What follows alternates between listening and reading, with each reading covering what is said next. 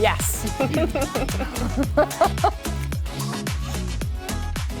There's lots of firsts that happen on this show, and this segment today presents one of them. The only thing I really know about my astrology is my sign. I'm a Gemini. I don't know much more than that. And that's why I'm excited to have astrologer Jaz Rambeau here today with my chart. And I don't even know what that is, but welcome. Thank you so much. It's a joy to be here. Oh, this is really interesting. I was saying to you before we started, it's weird knowing there's stuff about me right there, but I don't know what that means. It's all good things, I promise. Okay, all right. I can take a little bit of criticism. Okay. Just a little. Okay. So it's true that I know that people have signs. I know that I'm a Gemini and someone else is a Taurus, but I really don't know much more than that. So tell us what a chart is and a reading involves. Yes, of course. So this is a birth chart. This is a picture of the sky the moment you're born, and in it, we see all of these different symbols that represent the different parts of who we are. So all of these are little symbols that represent the planets, and each planet speaks to a different part of who we are, a different motivation. So in a reading, we look at all of those different forces and tell a story about who you are, what motivates you, and what's most important to you. Okay, I am excited to learn about that. So I should say, I gave you my birth date, the time I was born, and then the place I was born. Yes, exactly. And then from that, you created my birth chart. Yes, exactly. All right, I'm ready. Okay, we're going to get into it. Sounds good. So, Susie, we know that you are a Gemini. That means that the sun was in Gemini the moment you were born. But I am actually going to start with what we call your rising sign. So the rising sign is this 9 o'clock point on every chart that it represents what sign was on the horizon the moment you took your first breath. Wow. And so this sign really speaks to the whole landscape of who you are. It really sets the whole tone of the chart and kind of like the mission of your life, like no big deal. Okay. Okay, so you are a Leo rising. Okay. Leo is a fire sign, right? In astrology, we have 4 elements: fire, air, earth, and water. Right. And fire represents the spirit. It represents joy and creativity and love, and especially Leo. Leo is this sign that loves to bring people together.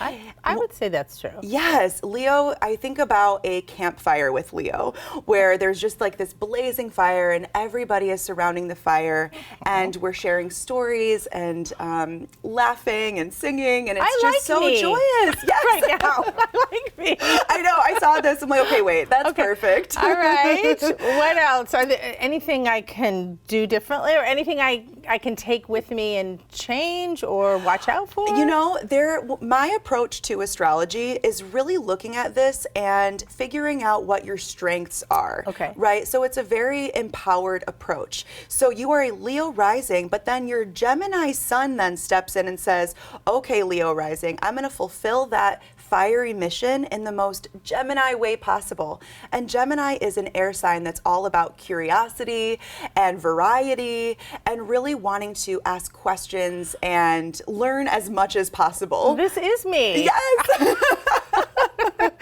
Okay, so in the chart we see the sun and the rising sign. But under the surface, we have what we call the moon sign. Now, the moon, if the sun is kind of like the tip of the iceberg, the moon is the bottom of the iceberg and represents how we feel safe and what we need emotionally. So you are a Pisces moon. Pisces is a water sign, and in many ways, Pisces is the most sensitive, compassionate sign that we have.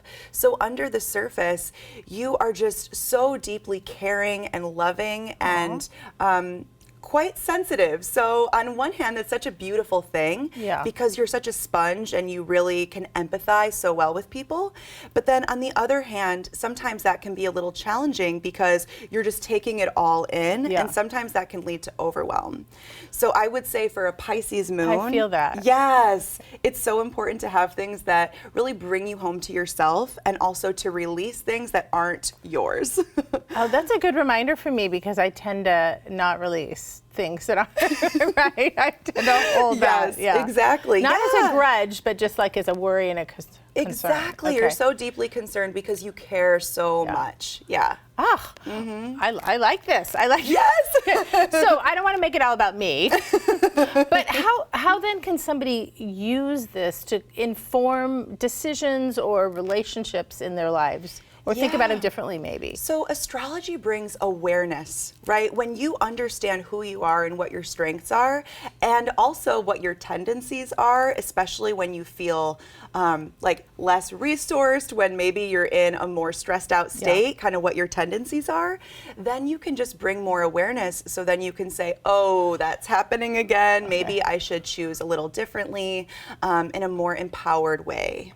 So it gives you kind of a roadmap of maybe what to look out for as you're kind of traveling through life. Yeah, exactly. It's a language and it's also a tool, right? Because you can understand yourself with more clarity, and then you can also build stronger relationships because you understand that you are a universe to yourself and everybody else has their own complexities and nuances as well. I would imagine it could help quite a bit at work. Yes. Or at home.